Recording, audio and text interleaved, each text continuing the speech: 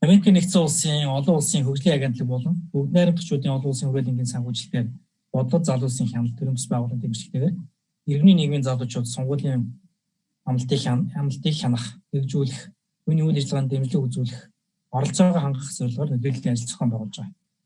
Үүний хүрээнд түгээмжлэгч төвөөс Монгол Улсын засгийн газрын мөрийн хөтөлбөрийн 2-3-12 буюу ихтэй сургуулийн цахим сургуулийн хөтөлбөрийг нийт оюутнуудад хүртээмжтэй олон улсын стандарт хийсэн сургуулийн нэгдсэн платформыг бий болгох тухай заалтыг онцолж үүний амьдрал дээр хэрэгжүүлэхэд тулгамдах асуудал юу байж болох түүний шийдвэрлэх хэрэгцээ шаардлага зэрэг тодорхойлох зорилгоор судалгаа хийх түүндээ үндэслэн хэлэлцүүлэг зохион байгуулах мөн нийгэм таниулах ажлыг зохион байгуулж байгаа. За ингэхдээ судалгааны хүрээнд бид олон улсын туршлага буюу Япон, Солонгос, Тайвань улсыг голлон үзэж энд бүр наривчилж хөгшимшилт иргэдийн жишээнд судалгаа зохион байгуулсан. Түгээмжлэгчтэй 2-3 судалгаа зохион байгуулахдаа олон улсын туршлагыг энэ зайны сургалт буюу цахим хөтөлбөрийн хүрээнд хэрэгжүүлж байгаа олон улсын сайн туршлагыг судалж үзсэн. Ингэхдээ Тайвань, Солонгос, Япон улсын жишээг түүн дотроо бүр илүү наривчилж хөгшимшилт иргэдийн асуудал дээр илүү жишээ болгон судалгааг зохион байгуулсан. Судалгаанаас зарим зүйлийг танилцуулахад түгээмжлэгч төвөөс хэрэгжүүлэх 3 судалгаагаа ийм маягаар бид төлөвлөсөн. Нэг нь өнөөгийн нөхцөлд ихтэй сургуулийн цахим сургуулийн арга хэлбэр оюутан сурагчдын хэрэгцээ шаардлагыг хангаж буй хэсгээр мөн гадаад болон дотоодын их сургуулийн цахим сургуулийн туршлагаас үүнийг хөгшимшилт иргэдийн жишээн дээр мөн төслийн зорилгын хүрээнд нөлөөллийн ажлыг зохион байгуулах гэсэн ийм 3 уран үйл ажиллагаа зохион байгуулсан. За хоёр дахь буюу гадаад болон дотоодын их сургуулийн цахим сургуулийн туршлагаас судлах буюу хөгшимшилт иргэдийн жишээн дээр судалгаагаа хийсэн. Ерөнхийдөө судалгаанд бол 3 улсыг хамруулсан гэж хэлсэн. За нэгдүгээрт нь Тайвань, Солонгос. Эдгээр 3 орноос ер нь харахад хөгшимшилт иргэдийн ихтэй сургуульд суралцах боломжийг хангахад нэгдүгээр зайны сургалт буюу цахим сургалтын хөтөлбөрийг хангахтаа зөвхөн цахим сургалт гэдэг юм байна. За хөгшимшилт иргэдийн нийгмийн хамгааллын үйлчлэгээтэй нийгмийн хамгааллын бодлоготой уялдуулж хэрэгжүүлэх нь бол илүү их оновчтой болт юм байна. Жишээлбэл туслах бүтээгдэхүүнээр хөгшимшилт иргэдэд усаас ямар ч орнд байдагтай хөгшимшилт иргэд үзүүлэх ёстой, энэ дөрөнд үзүүлэх ёстой дэмжлэг үйлчлэх нэг юм. Тэгмээ нийгмийн халамжийн тогтцоогоор дамжуулж энэ дотор бол хувийн туслах үйлчлэг бол охины хэлбэр олон үйлчлэгийг бол авчиргаж болно. За мөн орчин үед бол дижитал үйлчлэгээ ингээд бас уялдуулдаг. За мөн дөрөвдүгээрт бол сургуулийн дэмжлэг гэж сургуулиас зохион байгуулдаг хөгшимшилттэй оюутнуудыг суралцахад дэмжлэг үзүүлэх сургуулийн дэмжлэг гэсэн. Ийм 4 удаа үйл ажиллагааны хүрээнд хөгшимшилтийн хүмүүсийн суралцах боломжийг хангадаг юм байна. За ингэхдээ Япон улсын жишээг илүү их наривчлж танилцуулъя. Южи Кондо гэдэг энэ судалгаанд ингээ оролцсон. Южи Кондо сан бол Япон улсын иргэн тэгээ нуруу нугасны хүн эмгэлтэй. EJU гэдэг төрийн бас байгууллага гишүүнээр байдаг. Мөн Аз намхан дулаан Үсгийн орнуудын хөгшимшилт иргэдийн дэмжлэг үзүүлэх том хөтөлбөрийн захирлаар ажилладаг. Яндогийн нийгмийн ажилтны мэргэжилтэй юм залуу байсан. Кондо сан, Южи Кондо сан сая хийснээр үзэн нуруу нугасны хүн эмгэлтэй ямар нэгэн үйлдэлийг бол өөрсдөө бие даан гүйцэтгэх боломжгүй. Гэхдээ бол бие дааж амьдардаг. Тэгэхээр Кондо сан бол 2 ихтэй сургуулийг төгссөн. Суралцахтаа бол бие дааж амьдрахтаа бол өдөрт бие амьдралтаа бол саяны хэлдгээр нийгмийн халамжийн үйлчлэгэнд байдаг хувийн туслах үйлчлэг. За мөн өөр бас нэг дэмжлэг нь бол өдөрт бие амьдралтын дэмжлэг болдог зүйл. Технологи, дижитал технологийн дэмжлэг. За энэ бол Кондо саныг сургууль соёлд суралцахтай өдөрт бие ажлыг зохион байгуулах, мөн өдөртмийнхөө амьдралыг өөрөө шийдвэрлэхтэй өөрийнхөө амьдралд бол хариуцлага хүлээх боломжийг олгодог ийм бололцоотой зүйл байдаг.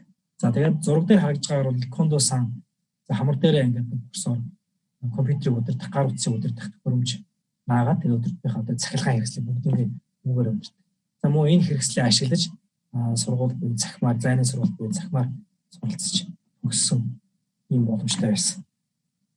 Тэгээд Кондо саны энэ туршлагаас амьдралынхаа нүнээс үзэхэд Монгол улс ч гэсэн тун удахгүй одоо хөгшимшилт иргэдэд чиглэж байгаа нийгмийн халамжийн үйлчлэгээ, бодлого үйл ажиллагаа бол шинжлэгдэж байгаа. За энэ явцтай бол боловсролын тогтцоо бол их буюу энэ засгийн газрын мөрийн хөтөлбөрийн 3-ын 12-ыг хөгжүүлэхэд бол иймэрхүү маягаар амьдрал дээр хөгжүүлэх хөгжмөшөлт иргэдийн хувьд бол суралцах боломж нэмэгдэх юм байна гэж судалгаанаас харагдаж байна. За бидний энэ судалгааны бас нэг гол зорилго бол засгийн газрын 23-12 дугаар цахим боловсролын хөтөлбөрт хэрхэн ямар асуудлууд тулгарч байгаа те оюутан залуучууд ямар асуудлууд тулгарч байгаа үндийг хичээсэн. За энэ хүү судалгааг бид нар болохоор ихтэй сургуулиудын багш нар дээр бас явуулсан байгаа. За энэ судалгааны хүрээнд бол нийт 5 сургуулийн 30 гаруй багш нар хамрагдаж хөдөө аж ахуйн сургуулийн салбар сургууль болоод Монгол Улсын их сургууль бас шинжлэх ухааны технологийн сургуулийн салбар сургуулиудын багш нарыг бас хамруулсан байгаа. Уг судалгаанаас үзэхэд цахим бодон танхимын сургуультыг ер нь хосолж орох юм бол илүү бас үрдүүдтэй гэж бас үзсэн байгаа тийм. Өшөө бас сул бас давуу талууд бас байсан тийм. Яг сул багш нарын хувьд одоо ингээд сул талууд гэх юм бол одоо оюутнуудын одоо идэх сул байна. Тэгээд одоо орон нутгийн оюутнуудад бол одоо дата хэрэглээ одоо хангалтгүй байна. Тийм интернетийн хурд одоо гүйцэхгүй байх тийм. Багш нарын хувьд бол одоо ингээд тоног төхөөрөмжийн асуудал бол нэлээд тулгамдсан тийм байсан. Тэгээд нөгөө судалгаагаар бас ингээд аваад үзэхэд бол хэдий одоо танхимын хичээлүүд семинар, лекц гэх мэтчлийн хичээлүүд захимаар явуулахад боломжтой байсан хэдий ч гэсэн яг ингээд практик лабораторийн хичээлүүд гэх мэтчлэн хичээлүүдийг захимаар явуулахад маш хүндрэлтэй асуудлууд бас тулгарсан. Тулгарчгүй байна гэж хэлсэн. Ер нь бол ингээд Монгол Улсын засгийн газрын 2020-2024 оны мөрийн хөтөлбөрийн 2-3-16 заалтыг хэрэгжүүлэхэд санал зөвлөмж одоо юу вэ гэхээр ерөнхий боловсролын сургууль ихтэй сургуулийн сургуулийн байгууллагуудаас судалгаа хангалттай сайн авч бодит асуудалд тулгуурлаж бас боловсруулах хэрэгтэй хосолсон хэлбэрээр байх нь илүү үүдүүдтэй гэж үзэж байгаа. Тэгээд оюутнуудад хичээлээ үзэх датаг үнгүй болгох эсвэл хямдруулах багш нарт одоо програм хангамжуулаад ашиглагтай холбоотой сургалтуудыг явуулах шаардлагатай байна гэж үзсэн байгаа. Тэгээд захим сургалтын хөтөлбөр бий болгох нь чухал. Гэхдээ танхимын хичээлийг бүр мөсөн хязгаарлаж болохгүй гэж үзсэн байна. Энэ судалгаанаас ингэж гарчсан. Ялангуяа инженер, эрүүл мэндийн салбарын тухайд харин боловсрол мэдээлэл зүйн гэх мэт салбаруудад захим хичээлийн хөтөлбөр бэлтгэн зайлшгүй цаашдаа энэ захим хэлбэрээр бас орох нь бас нэг мэргэжлээсээ хамаарч ингээд захим сургалтыг зохион байгуулах нь ялгаатай байгаа. Энэ судалгаанаас бас харж болно. За судалгаа 3 чиглэл зохион байгуулсан. Нэг нь бол багш мэргэжлэнүүдэд нөгөөх нь оюутан залууч байсан бол гуравдугаар нь бол бас хөгжимшээлтэй оюутан залуучдыг онцолж судалгаа зохион байгуулсан. За манай судалгаанд хамрагдсан оюутнуудаас орон нутгийг төлөөлж шанцад оролцож байгаа. Шанслаас бас хэдэн зүйлийг тодруулж асуух зүйлээ зорилгоор өөрж оролцуулж байна. За энэ төрөнд шанцад өөрийнхөө тухай товч танилцуулаач.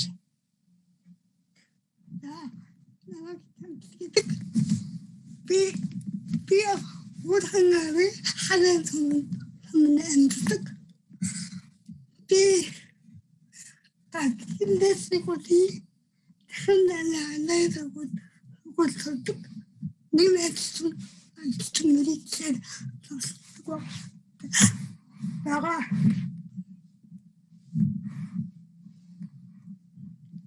За баярлаа. Хар хорон сумаас газартын дээд сургуульд ингээд суралцдаг. Чанцал ингээд одоо 3 жилдээ ингээд суралцахад одоо зайнаас одоо бидний ингээд өрөөд байгаа зайны сургалтын хөтөлбөр буюу захим сургалтын хөтөлбөр ингээд хамрагдаж байгаа. Оюутан хүний хувьд тулгамддаг асуудал юу байдаг вэ сайн одоо энэ зайнаас суралцахын одоо давуу талууд нь сул талыг юу гэж үздэг вэ? захимаас сурахын давуу татсан байна. Model мөнгө санхүүгийн хэмжээ тэгээд нэг андерсэн үл хамаач. Дээрх нь одоо тагийн ямар тийм дараг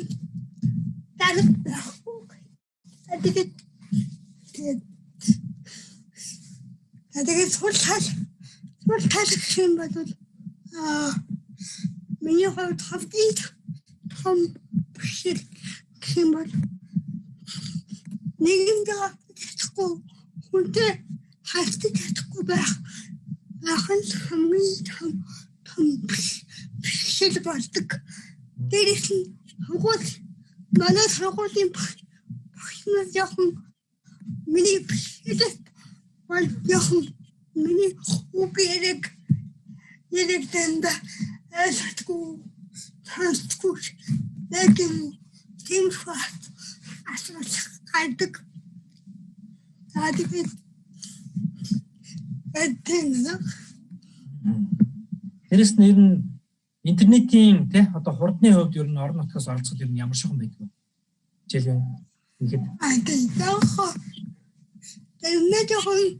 интернетээс бодоод жоохон стилтэй очтгүй хаж гадаг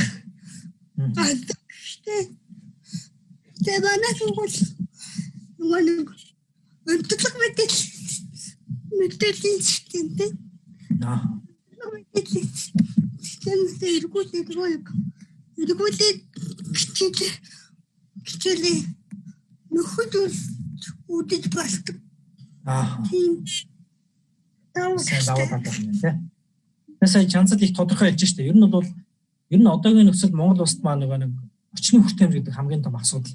Тэгээ орчны хүртээмжгүй байдаасаа болоод хөгжимшилтэй тэр дундаа хүн хэлбэрийн хөгжимшилтэй залуучууд ихтэй сургууль баг дунд боловсролч гэсэн одоо ер нь хамрагдахад асуудалтай байдаг. Тийм болохоор ингээд чанцалж гэсэн одоо тулгуур хүртээмж бэрхшээлтэй үеийн хувьд бол энэ хүртээмжгүй байдал нь нийгмийн амьдралд оролцох боловсрол эзэмших асуудлыг үүсгэдэгээс мөн энэ зайны сургалт нь давуу боломжийг олгож байна. Гэхдээ бол сул тал нь бол амьд харилцаа үүсгэхэд бас хэцүү байдаг гэж байна те. Бас интернетийн одоо хурднаа шалтгааллах асуудал байдаг. Өөр одоо юу ч те өөр давуу тал нь бол бас цаг хугацаа хэмндэг орон зай цаг хугацаа байршлын хувьд ч гэсэн ингээд маш олон хөгжимшилтэй залуучууд Улаанбаатар дээр суралцах боломжгүйгээс шалтгаалаад ингээд те. Нийгмийн амьдралд оролцох боломжгүй байгаа. Цаашдаа ажлуудыг эрхлэх боломжгүй байгаа. Тэгэхээр энэ асуудлыг бол давуу олон сул талыг хязгаар маш сайхан хэллээ. Ер нь тэгвэл чанцлын хувьд цаашдаа танаас сургуулийн зүгээс ч юм уу эсвэл одоо төрийн бодлогын зүгээс те хөгжимшилтэй оюутнуудыг ингээд зайны сургалтыг ямар нэгэн байдлаар ихтэй сургалт хамрагдахад ямар дэмжлэг үзүүлээсэй гэж үзсэн. Үзүүлбэл зүгээр гэж үзэж байна. Хуулийн зүгээр хийбэл бодож нөгөө хуулийн бишэлтэй ануунаа голдоо аваасаа гэж үзсэн. Тэгээд нөгөө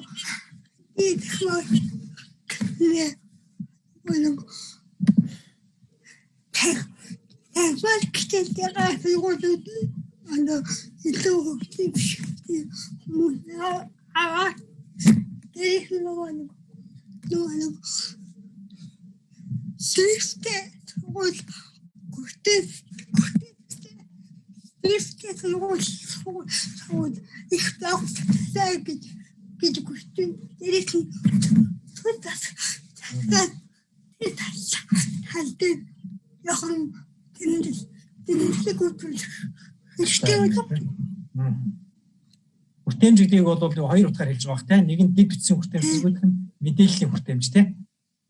Хөгжимшлийн хэлбэрээсээ хамаарат мэдээллийн хүртээмж нь бас биеийн одоо бие эрхний хүртээмжээс хамаарат дэг бичсэн хүртээмж зайлшгүй шаардлагатай гэж хэлж байгаа шүү. За өнөөдөр чансалд ингээд баярлалаа. Өөр хаgaan хар орон сумаас оролцож байгаа. Газарчин дээд сургуулийн 3 дугаар курсын оюутан. За баярлалаа. баярлалаа. Sen sonra nama cumhuriyet gelecek bugün olacak diyor. Ben mini bir şey değil biraz элбэнээс ажилттай. За миний хариуцсан судалгааны хувьд би оюутнууд судалгаасан байгаа. Яг энэ апгийн мөрийн хөтөлбөрийн 2-3 19 цаад одоо иргэдүүд оюутнуудын хувьд ямаргүй асуудал байна гэдэг талаас нь судалгаасан байгаа. За миний бидний судалгаанд бол нэг 33 оюутан оролцсон байгаа. 33 оюутнаас 23 эмэгтэй 10 ихтэй оюутан байсан. За тэгээд би судалгаагаа презентацийн үгүй илүү ойлгомжтой. Манай судалгаанд ихэвчлэн гоёдгүйгүй оюутнууд их массыг ижилсэн. Нэг сургуулийн гоёдгүйгүй оюутнууд биш өөрөө сургуулийн байсан гэдгээр илүү онцлог байгаа. За энэ онцлогоос судалгаа илүү чанартай байна гэдэгтэй. Маяг гаргуун надад энчмэр гэж гаргасан байна. За тэгээд энчмэр бол яагаад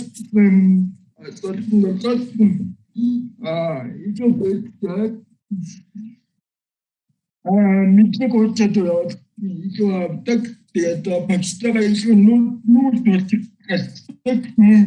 Түүний төгөөрөмж самбар хурцгийн илүү одоо хүчтэй тэгээд энчмэр багш нарын хичээл илүү ойлгомжтой байдаг. Бүгдийг надад тэгмээс боломжгүй мэдлүүд байдаг. Тэгээд өөрөө чөлтөг учраас илүү надад илүү гिचэл байсан. Тэгээд онлайнаар яг гэдэг түрүүний жаргын гэдэг агуугийн хэмнэлт өөрөөр хэлбэл хооронд цагаатгүй тэгээд студийн хажуугаар адил боломжтой тэрийн тэгм сургалтыг тэрээр хөгжүүлэхээр интернет датан орчин сайтлууд юм бол асуудалгүй гэсэн одоо хариултууд өгчээ. Яа тэгээд гурван яг нэг платформоор хичээл явуулдаггүй гэсэн асуусан болгоо манай хүн тааговын тийм 15% үгүй гэсэн хариултыг өгчээ. За цаашаа онлайнаар боломжтой эзэмших үйлдэлийг дэмжих гэсэн асуулт яваа. Энд дээр болохоор Подгорын тийм подгорын mag мэдгүй үгүй жараад хувийн үгүй дэмжихгүй гэсэн гадуур одоо тэгэн боломжтой хөтөлбөрийг хэрэгжүүлээд өөртөө юу ганцаараа гэж үнэ гэдэг ийм асуудал байна. Тэгэхээр боломжтой эзэмших буй урлагийн төлбөрийг хөнгөлөх оюутнуудын интернет үндэд төлөвлөлийг хөгжин сайжруулах мөн түүний гүн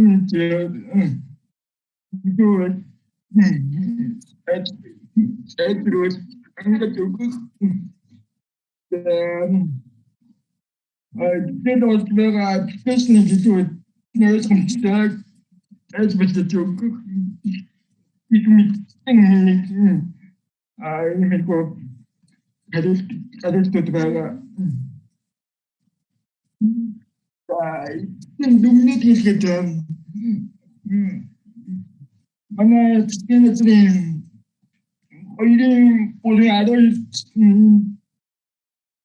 таатман маш аажимда 4-5 жилийн хугацаанд байсан боловч комитийн үеийг байгаагаар илүү ханддаг байдаг. Маш өөрчлөлтсөн тэгээд бүх шатны боловсролын байгууллагууд маань одоо олон турган сургалтаа хэрэгжүүлэхэд бэлэн бус байгаа нэгээс тэгжага. Тэмээний хөдөлгөөний маш олон бэлтгэл хэрэгжүүлэх чаддаг албан сургалтыг техник хөтөлбөртэй байв. Яг тэмээний хөтөлбөрийг хэрэгжүүлэх Mas олон бүрийн одоо судра хэрэгжүүлэхэд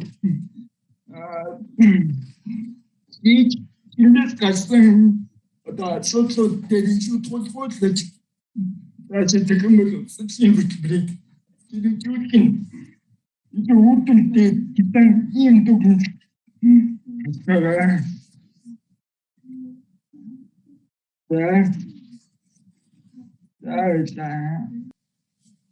Аливаа улс төрийн нам хүчнээс бол маш чухал энгийн амьдралыг сайжруулах зорилгоор олон мөрийн хөтөлбөр үйл ажиллагааг танилцуулж гисэн түүний хэрэгжилтийг хангах нь маш чухал байна. Гэхдээ тэр хэрэгжилтийг хангуулахад иргэд олон нийт иргэн нийгэм байгууллагуудын оролцоо маш чухал. Бид энэ ч утгаараа бол иргэн нийгэм байгууллагын залуучууд улс төрийн мөрийн хөтөлбөрийг хэрэгжүүлэх, түүнд хяналт тавих, хэрэгжүүлэх дуу хоолойгоо хүргэх зорилгоор нөлөөллийн ажил зохион байгуулж байна. Төгөөмөл хөгжлийн төвийн хувьд бол Монгол Улсын засгийн газрын 2-3-12 дахь зүйл зарт буюу захин хөтөлбөрийн асуудлыг бол онцлон нөлөөллийн ажил зохион байгууллаа. Бид нар бол энэ хөтөлбөрийг хэрэгжүүлэхдээ засгийн газрын энэ хөтөлбөрийг хэрэгжүүлэхдээ чанартай хүртээмжтэй захин боловсролыг залуусын оролцоотойгоор бүтээе гэсэн урайгаар энэ хөтөлбөрийг зохион байгуулж өнөөдөр ингээд хөтөлбөрийн өрөөнд зохион байгуулсан хийсэн судалгааны ажил болон бусад асуудлыг танилцуулж байна. Тэгээд өнөөдрийн хэлэлцүүлгийг бүгд дуусгая.